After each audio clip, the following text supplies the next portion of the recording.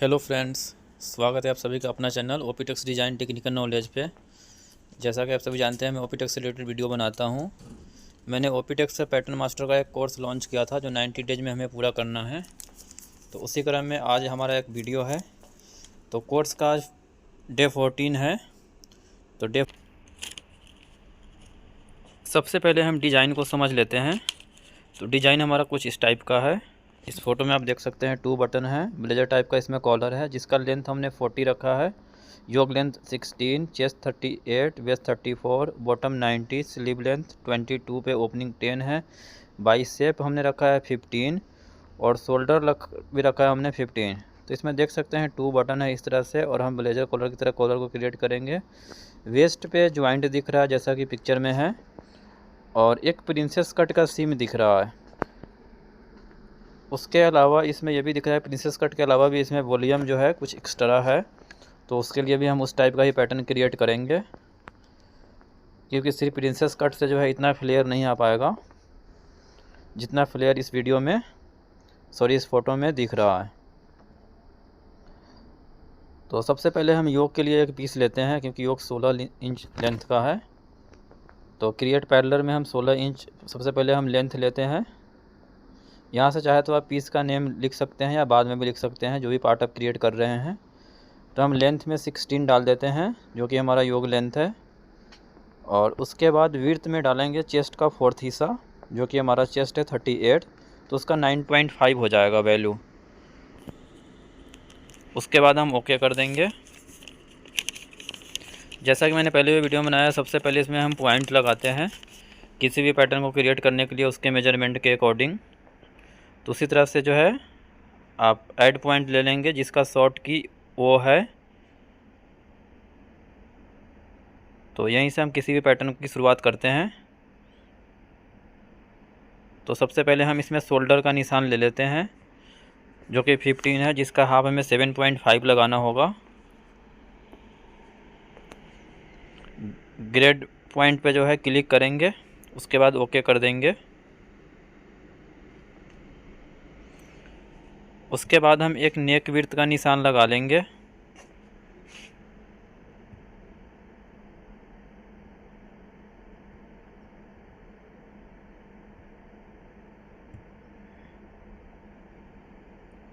Three 3.5 हमने रख लिया है।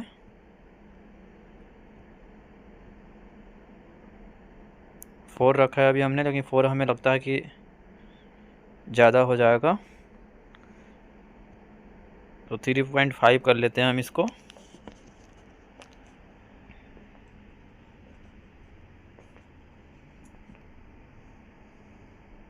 उसके बाद एक हम आर्मोल ड्रॉप का निशान लगा लेते हैं ऐड पॉइंट से।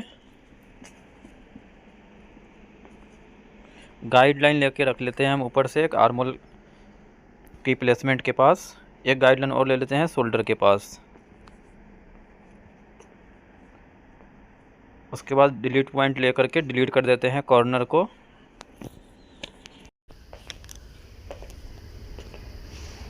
उसके बाद फिर से हम एक पॉइंट डिलीट पॉइंट कर लेते हैं इस तरह से। मूव पॉइंट की मदद से जिसका शॉर्ट की एम है, आर्मोल की शेप को क्रिएट कर लेते हैं और क्रॉस बैक जितना भी हो मेजरमेंट के अकॉर्डिंग आप कम या ज़्यादा कर सकते हैं। अभी हमने इसमें क्रॉस बैक का मेजरमेंट नहीं मेंशन किया था।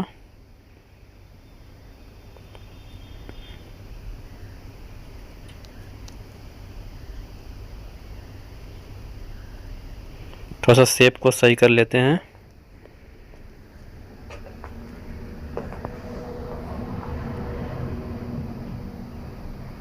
शोल्डर को डाउन कर लेते हैं। अभी मैं मूव पॉइंट से डाउन कर लेता हूँ।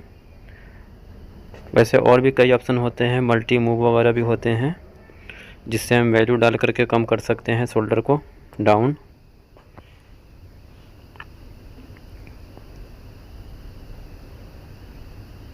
यहाँ मल्टी मूव मैं ले लेता हूँ जिसका शॉर्ट की क्यू है। इसका मुझे आर्मोल को डाउन करना है। आर्मोल मुझे कम लग रहा है इसका। जितना भी बढ़ाना होगा। पहले हम इसका क्या करेंगे, मल्टी मूव टूल लेंगे क्यू, और इसको इस तरह से जिस भी पॉइंट को आपको डाउन करना है उस पॉइंट को सिलेक्ट करना होगा। सिलेक्ट करने के बाद एक्स या वाई जिस भी साइड अगर आपको इसको करना है तो उस तरफ थोड़ा सा इसको माउस को खिसकाएंगे। जैसे मुझे नीचे की तरफ करना है तो ये जो है एक विंडो आ जाएगा। अब ये एक्स में हमको वैल्यू डालना होगा। एक्स में मैं 1 इंच डाउन करना चाहता हूँ तो एक्स में ये डाउन हो गया है 1 इंच।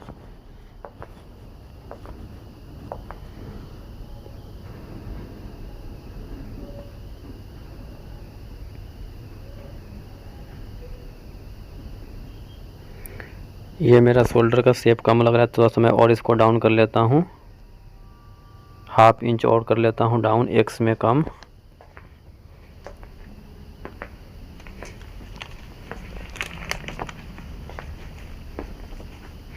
फिर से एक ऐड पॉइंट हमें लगाना होगा क्योंकि हमने फ्रंट नेक ड्रॉप या बैक नेक ड्रॉप का निशान अभी नहीं लगाया था इसमें। ये हमने लगाया है बैक के लिए, 1 पे लगा लिया है। डिलीट पॉइंट से मैंने इसको डिलीट कर दिया है। एक गाइडलाइन यहाँ पे लेकर के रख लेंगे और उसके बाद मूव टूल की मदद से जिसका शॉर्ट की एम है इसको शेप दे देंगे नेक लाइन का।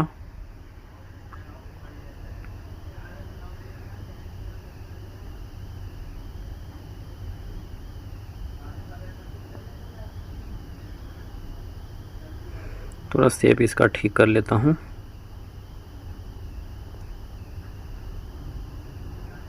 ये थोड़ा यहाँ से लाइन से नीचे नहीं जाना चाहिए।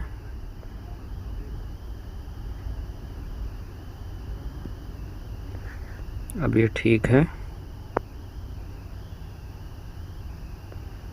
उसके बाद इसका ड्राफ्टिंग टूल ले लेंगे जिसका शॉर्ट की डी है और फ्रंट के लिए आर्म होल ड्रॉ करेंगे। तो सबसे पहले पॉइंट से पॉइंट पे रखेंगे इसको। उसके बाद मूव पॉइंट की मदद से जिसका शॉर्ट की एम है इसको शेप कर लेंगे फ्रंट के लिए इस तरह से।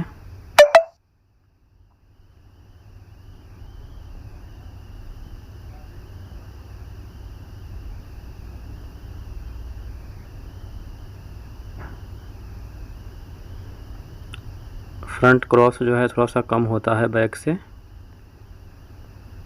1 सेंटीमीटर से 1/2 इंच तक हो सकता है एज पर योर मेजरमेंट।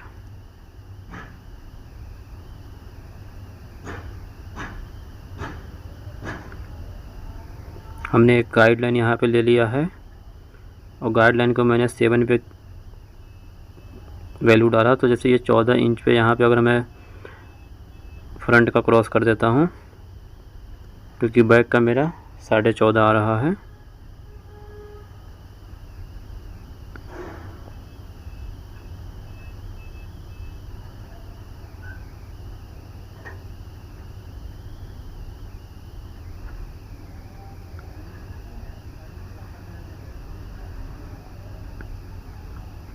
फिर से हम लेंगे ड्राफ्ट टूल जिसका शॉर्ट की डी है और एक फ्रंट नेक ड्रॉप के लिए निशान ले लेंगे। पहले मैं मूव पॉइंट मतलब ऐड पॉइंट लगा लेता हूँ। जितना हमें डीप रखना है वैल्यू डाल देता हूँ। 2.5 हमने डाल दिया है बैक से डाउन, ओके कर दिया है। फिर से ड्राफ्ट टूल ले लेंगे जिसका शॉर्ट की डी है और इसकी मदद से हम इसको इस तरह से ड्रॉ कर लेंगे। सिलेक्ट टूल करेंगे, उसके बाद मूव पॉइंट की मदद से इसको हम शेप दे देंगे। गाइडलाइन हमने इसलिए रख लिया है कि ताकि शेप को क्रिएट करने में आसानी हो। और मूव पॉइंट की मदद से इस तरह से हम नेक लाइन की शेप दे देंगे।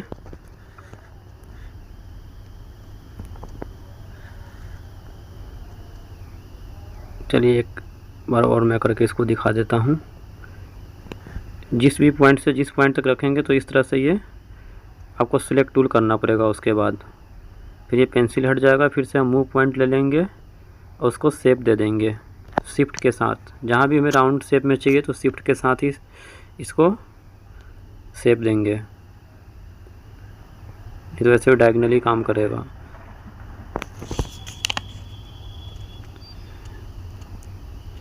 उसके बाद हम इसको ट्रेस सेगमेंट कर लेते हैं, जिसका शॉर्ट की है Ctrl+B।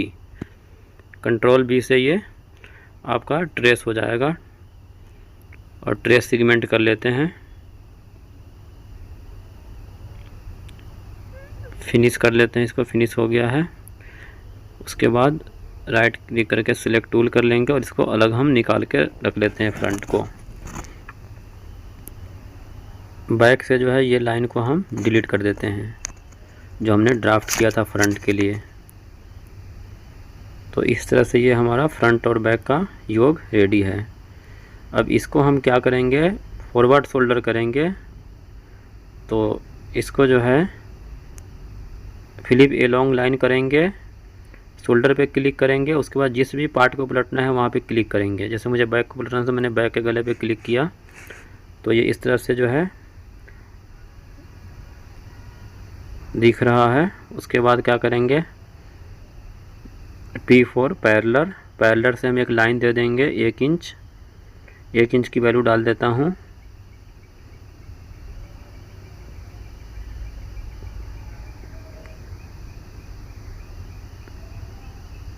जैसे जितना भी शोल्डर फॉरवर्ड होगा उतना वैल्यू डालेंगे, तो इतनी दूरी पे एक लाइन लग जाएगा।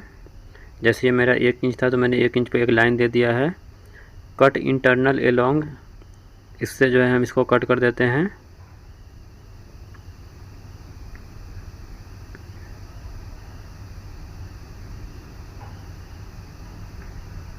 हमने इसको सिलेक्ट कर लिया, इसलिए नहीं कट किया ये। तो इसको मैं नॉर्मली C से कट कर लेता हूँ। 2 टूल्स होते हैं यहाँ पे, कट ए पीस, इसको इससे कर लेता हूँ कट।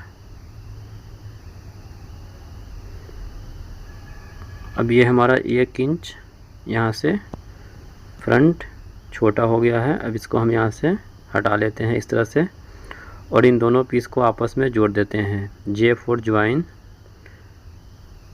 इस तरह से इसको हम जोड़ देते हैं। अब ये बीच का लाइन मिट जाएगा जो हमारा शोल्डर फॉरवर्ड का था। इसके बाद हम फिर से क्या करेंगे, पैरेलल का सिलेक्ट करेंगे टूल P4 पैरेलल और इसको इस तरह से सिलेक्ट करके वैल्यू डाल देंगे इसको लाइन के लिए, ताकि इससे पता चले कि यहाँ से हमारा शोल्डर फॉरवर्डिंग है। नेक लाइन की तरफ से लेंगे और इसको ड्राफ्ट टूल से भी वैसे हम कर सकते थे, मैनुअली करना पड़ता। और यहाँ पे भी एक पैरेलल का टूल्स होता है। जितने पे भी आप कहीं भी निशान लगाना चाहते हैं तो इस तरह से आपका निशान लग जाएगा। तो इस तरह से ये फ्रंट और बैक हमारा रेडी हो गया है।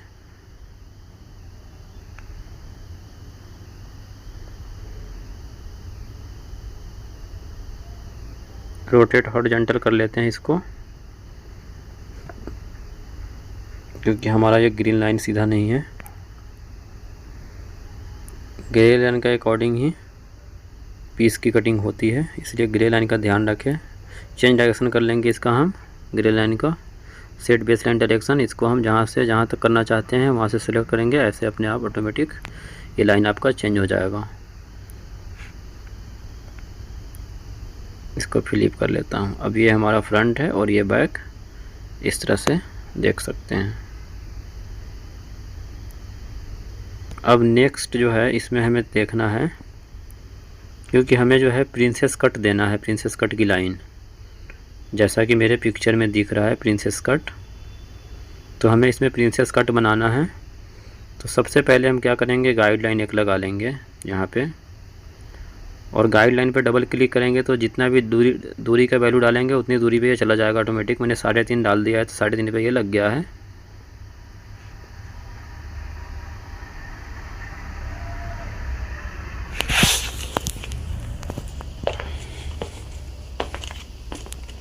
एक जो है मैं शोल्डर की तरफ से ले लेता हूँ, जिससे हमें ये पता चले कि हमें डार्ट कितने पे क्रिएट करना है।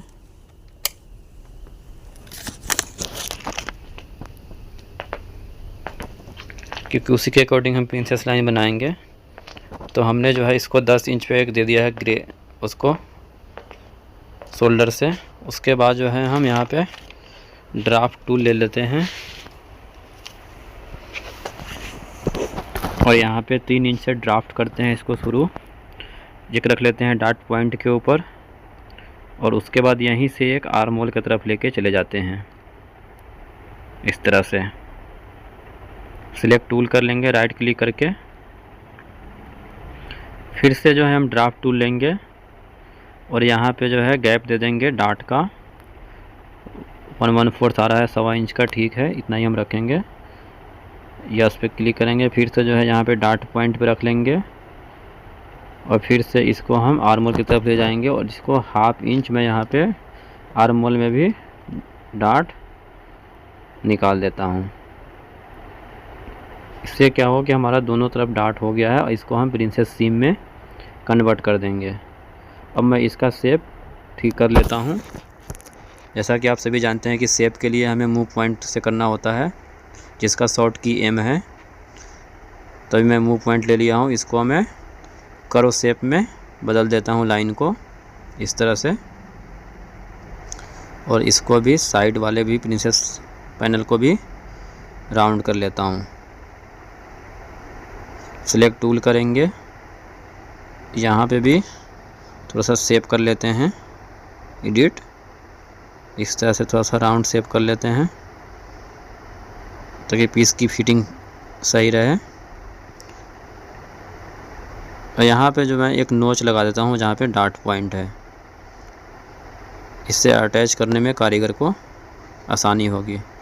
उसके बाद बिल्ड पीस कर लेते हैं, जिसका शॉर्ट की बी है, तो इस तरह से हम बिल्ड पीस कर लेते हैं और राइट क्लिक करके फिनिश ड्राफ्टिंग कर लेते हैं और उसको निकाल के बाहर रख देते हैं। फिर से बिल्ड पीस करेंगे और ये फ्रंट पैनल को हम बिल्ड कर लेते हैं और इसको भी फिनिश ड्राफ्टिंग करके राइट क्लिक करके और इसको बाहर रख लेते हैं यहाँ से। अब ये हमारा फ्रंट और बैक प्रिंसेस कट में रेडी हो गया है। ये मेरी ज़रूरत नहीं है तो इसको मैं डिलीट कर देता हूँ। इसको जो है अब हम क्या करेंगे, कर्व कर देंगे पॉइंट को, इस पॉइंट को भी हम कर्व कर देंगे।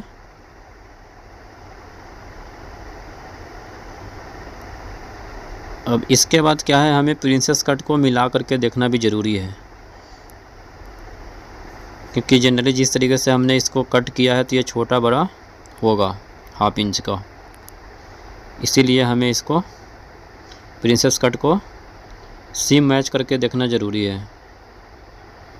चलिए फ्रेंड्स, अभी मैं आपको दिखाता हूँ कि मेरा बराबर है या नहीं। थोड़ा मैं शेप इसका करेक्टिफाई कर लूँ। सिलेक्ट टूल करेंगे। इसके लिए हम क्या करते हैं, ये हमारा बैक है, पहले मैं बैक का भी मेजरमेंट चेक कर लूँ एक बार। वेस्ट 34 है, ये हमारा बैक जो है यहाँ पे 9 आ रहा है, तो ये 1/2 इंच प्लस है। इसको मैं मल्टी मूव से माइनस कर लेता हूँ वेस्ट को 1/2 इंच 0.5। अब ये हमारा 8.5 हो गया है। इसका वेस्ट लाइन 34 आ जाएगा वेस्ट टोटल।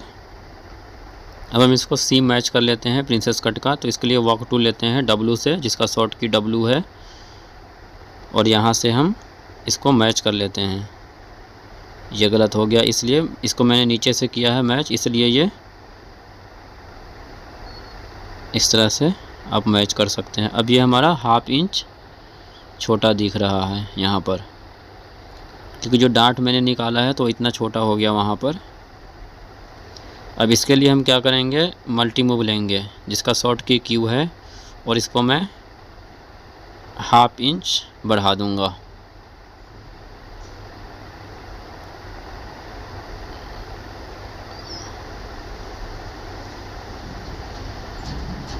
उसके बाद फिर से वॉक टूल लेंगे, इसको एक बार मैच करके देखेंगे,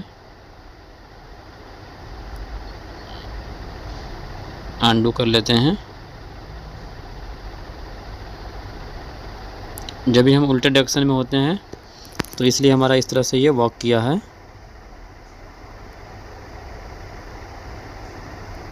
इसको जैसे हम ऊपर की तरफ से भी वॉक कराएंगे तो ये सही मैच हो जाएगा। अभी मैं आर्मर की तरफ से इसको वॉक कराता हूँ, तो इस तरह से देख सकते हैं ये हमारा सीम मैच हो रहा है।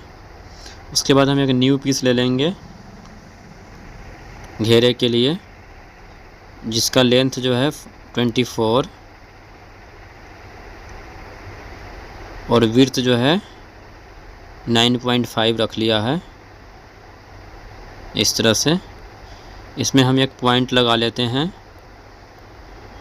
जो कि जितना मेरा फ्रंट पैनल है 3.1/4, तो इसको हम ग्रेड पॉइंट करेंगे और ओके कर देते हैं।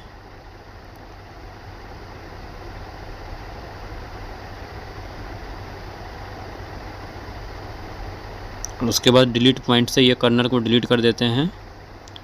इस तरह से ये कली के शेप में आ जाएगा। और यहाँ से जो है, जैसे ये हमारा बायस बन गया है कॉर्नर, तो इसको जो है हम थोड़ा सा मल्टी मूव की मदद से 1 इंच ऊपर उठा देते हैं, ताकि हमारा कॉर्नर ना लटके।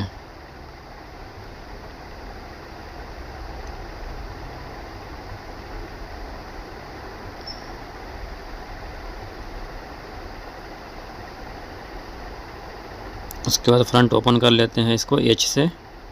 इस तरह से मिरर करके देख लेते हैं शेप। इसमें आपका शेप ज़्यादा पता चल पाता है कि अभी जैसे ये सेंटर से हमें पॉइंट निकला हुआ दिख रहा है, तो मूव पॉइंट की मदद से शिफ्ट के साथ इसको ठीक कर लेंगे।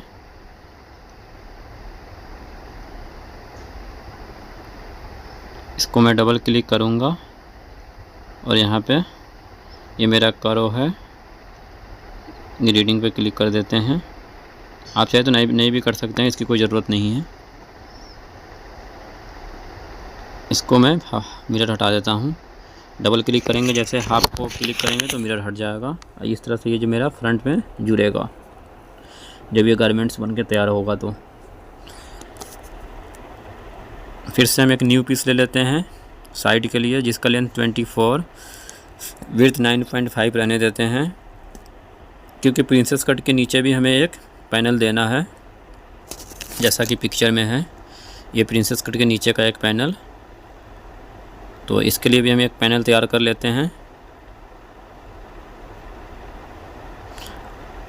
वैसे मैंने फ्रेंड्स आपको दिखाने के लिए ऐसा किया है, अगर मैं चाहता तो इसको कॉपी करके भी वहाँ का पैनल क्रिएट कर सकता था, लेकिन मैं मैनुअली अलग से एक पीस लिया हूँ ताकि आपको अच्छे से समझ आए।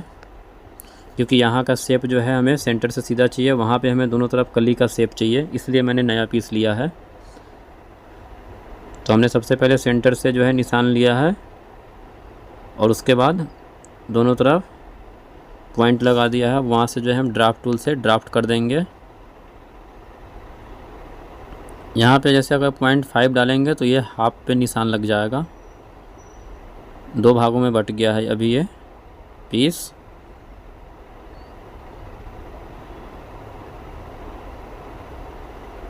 उसके बाद यहाँ पे पॉइंट लगा देते हैं। ग्रेड पे हमारा क्लिक ओके दिखा रहा है। एक पॉइंट यहाँ पे लगा लेते हैं, ग्रेड पॉइंट पे क्लिक है तो ओके कर देते हैं। डिलीट स्पेस, डिलीट पॉइंट की मदद से डिलीट कर देते हैं दोनों कॉर्नर को। इस तरह से ये कली का शेप बन जाएगा।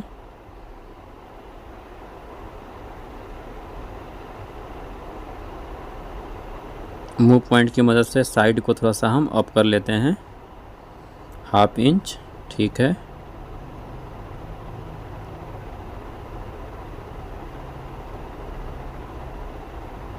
ये जहाँ पे आपका इस पैनल से जुड़ जाएगा। जैसा कि ये प्रिंसेस कट के बाद भी इसमें एक एक्सेस फ्लेयर है, उसके लिए भी हमें एक पैनल बनाना होगा।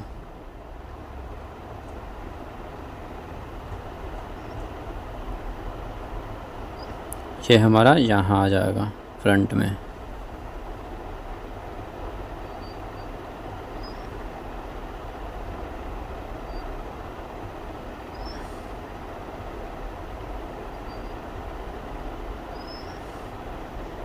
वैसे तो ये मेजरमेंट शो कर रहा है, इसको वॉक कराने की ज़रूरत नहीं है। आप चाहे तो ऐसे देख भी सकते हैं वॉक करा के, नहीं तो इसकी ज़रूरत नहीं है, क्योंकि इसमें मेजरमेंट शो कर रहा है। ये मेरा साइड मैच कर जाएगा। फिर भी अगर हम चाहे तो एक बार देख सकते हैं, मैच कर ही रहा है ये हमारा।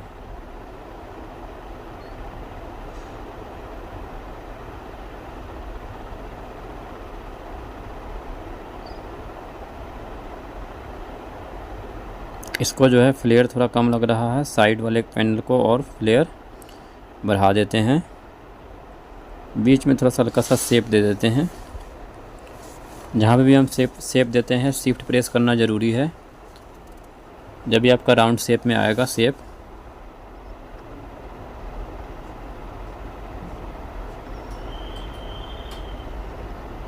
ओके कर देते हैं।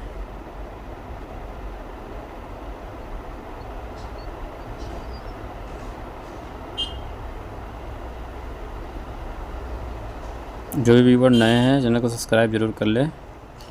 वीडियो अच्छा लगे तो लाइक और शेयर ज़रूर करें। अभी मैंने फ्लेयर बढ़ाया है तो इसको हमें साइड से और थोड़ा सा ऊंचा करना ज़रूरी है।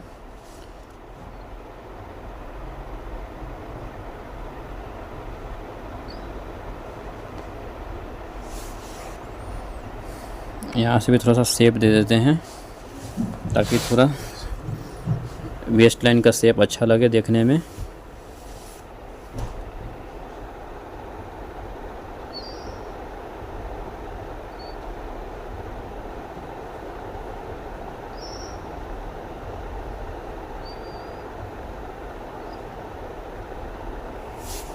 शेप का फ्रेंड्स ध्यान रखना बहुत ज़रूरी है।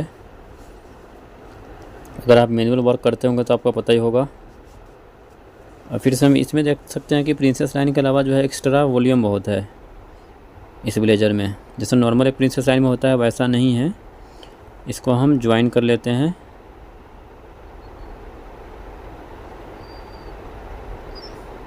इसके बाद अब हम योक को जो है एक गाइडलाइन लेते हैं ऊपर से,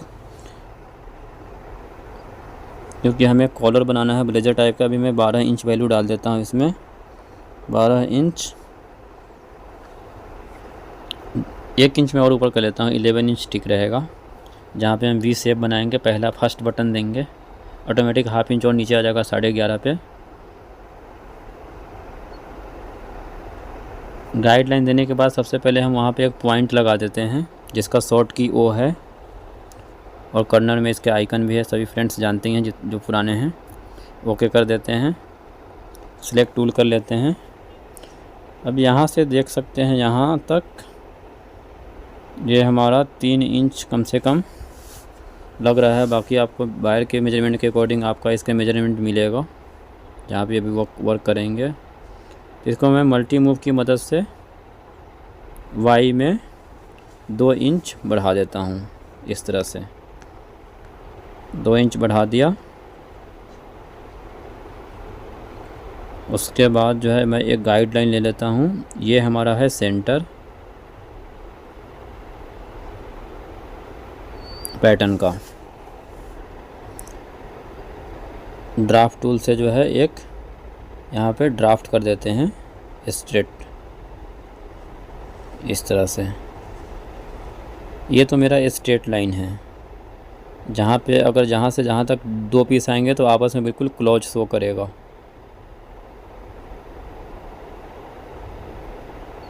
अब हमें बनाना है वी शेप जो जिस टाइप का ब्लेज़र में होता है। तो मैं यहाँ से गैप दे देता हूँ 2 इंच का। 2 इंच पे हम इसका इस तरह से वी शेप बना देते हैं ड्राफ्ट टूल की मदद से। फिनिश ड्राफ्टिंग कर लेते हैं। राइट क्लिक करके सिलेक्ट टूल कर लेते हैं। उसके बाद हम इसको एक बार फोल्ड इन करके देख लेते हैं।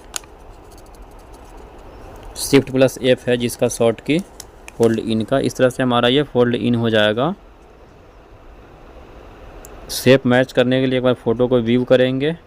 इसमें हल्का सा शेप दिख रहा है, बिल्कुल स्ट्रेट नहीं है, तो इसको हम शेप दे देंगे मूव पॉइंट की मदद से।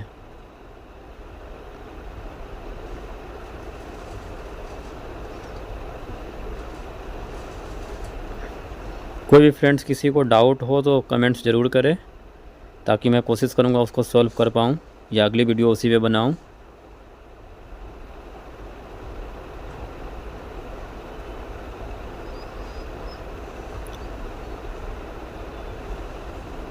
लाइन अलाइनमेंट से हम इसको क्या करते हैं, शेप को ठीक कर लेते हैं। क्लिक करेंगे, एक दूसरे पे पॉइंट रखेंगे, अलाइन पॉइंट्स, ये इस तरह से स्ट्रेट हो जाएगा। सिलेक्ट टूल कर लेते हैं।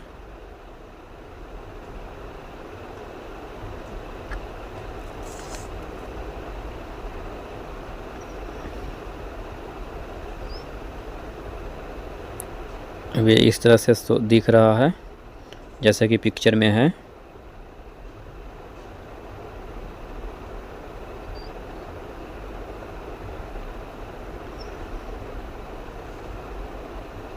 इसको फिर से हम फोल्ड आउट कर लेते हैं। फोल्ड आउट का फ्रेंड्स जो है यहाँ पे फोल्ड आउट है, Ctrl+Shift+F इस तरह से फोल्ड आउट कर लेते हैं। ये एक्स्ट्रा लाइन है, इसको हम डिलीट कर देते हैं। यहाँ पे ड्राफ्ट टूल की मदद से हम एक ड्राफ्टिंग कर लेते हैं जो कि फेसिंग होता है। इसकी फिनिशिंग देने के लिए हम इसमें फेसिंग देते हैं। आपने देखा होगा ब्लेजर में, कोट में, जितने भी होते हैं इनके फिनिशिंग के लिए हमें एक मेन फैब्रिक का ही फेसिंग देना होता है। तो इसके लिए मैंने अभी ये लाइन ड्रॉ किया है। आप कम ज़्यादा अपने हिसाब से जितना भी चौड़ा चाहते हैं उतना कर सकते हैं, और डिज़ाइन के हिसाब से कम ज़्यादा करना पड़ता है। मूव पॉइंट की मदद से मैं इसमें थोड़ा सा करो शेप दे देता हूँ ताकि देखने में थोड़ा अच्छा लगे। शेप को रेक्टिफाई कर लेते हैं, रेक्टिफाई। इसको जो है बिल्ड पीस की मदद से, जिसका शॉर्ट की बी है, इसको बिल्ड कर लेते हैं और राइट क्लिक करके फिनिश ड्राफ्टिंग करेंगे और इसको राइट क्लिक करके सिलेक्ट टूल करके इसको हम पैटर्न को बाहर निकाल लेते हैं। इस तरह से हमने बाहर निकाल दिया। सेम वैसे ही हम यहाँ पे जो नीचे हमारा एक पैनल है इसमें जुड़ेगा, उसका भी मैं एक फेसिंग बनाऊंगा जैसे कि पिक्चर में है, क्योंकि इसमें कहीं पे सीम नज़र नहीं आ रहा है। फेसिंग से पलटा हुआ होता है और बाकी बॉडी में लाइनिंग होती है, तो इसीलिए आपको फ्रंट का फिनिशिंग के लिए फेसिंग देना ज़रूरी है। फिर से हम क्या करेंगे, इसको बिल्ड पीस से बिल्ड कर लेंगे, जिसका शॉर्ट की बी है, सिलेक्ट टूल करेंगे और इसको बाहर निकाल के रख लेते हैं। अब ये फेसिंग हमारा योक का हो गया, ये फेसिंग हो गया नीचे का घेरी का। इसको हम आपस में जोड़ लेंगे, J4 ज्वाइन टूल से इसको जोड़ लेंगे, तो ये इस तरह से आपका फेसिंग हो जाएगा। ये यहाँ पे मेन पल्ला हो गया ये, और ये आपका फिनिशिंग के लिए फेसिंग हो गया। ये जो एक्स्ट्रा लाइन है इसको हम डिलीट कर देते हैं क्योंकि इसकी ज़रूरत नहीं है। तो इस तरह से ये फेसिंग से आपका फिनिश हो जाएगा पीस।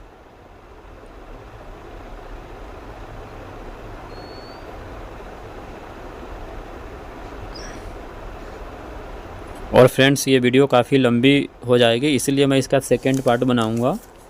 तो ये मैं अभी कैप्शन में ब्लेजर का वीडियो का पैटर्न 1 डालूंगा, उसके बाद 2 डालेंगे क्योंकि वीडियो बहुत लंबी हो जाएगी। यहाँ पे मैं एक नोच पॉइंट लगा देता हूँ जितने पे हमारा कॉलर अटैच होगा। तो हम यहाँ पे 3 इंच कर लेते हैं, क्योंकि ऐसा पिक्चर में लग रहा है कि 3 इंच का होगा। बाकी कम ज़्यादा आप अपने हिसाब से कर लेते हैं। चलिए 2.5 कर लेता हूँ,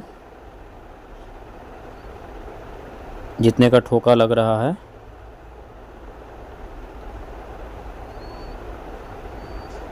बाकी डिटेल्स वीडियो फ्रेंड्स इसका हम पार्ट 2 में शेयर करेंगे।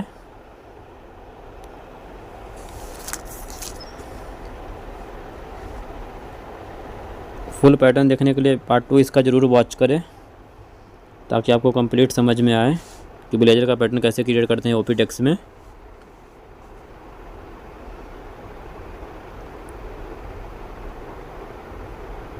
बाकी फ्रेंड्स चैनल पे पहली बार आए हैं तो लाइक और शेयर ज़रूर करें और चैनल को सब्सक्राइब भी कर लें ताकि रोज़ मैं ऐसे वीडियो आपके लिए बनाता हूँ, आपको नोटिफिकेशन मिलता रहे। जो भी व्यूअर जो पहले से मैनुअल में पैटर्न मास्टर का जॉब कर रहे हैं उनके लिए भी काफ़ी हेल्पफुल वीडियो होता है, क्योंकि मैंने डे 1 से जो है बना रखा है वीडियो को ओपी टेक्स का। तो अभी जो है मेरे चैनल पर लाइक और सब्सक्राइब ज़रूर कर लें।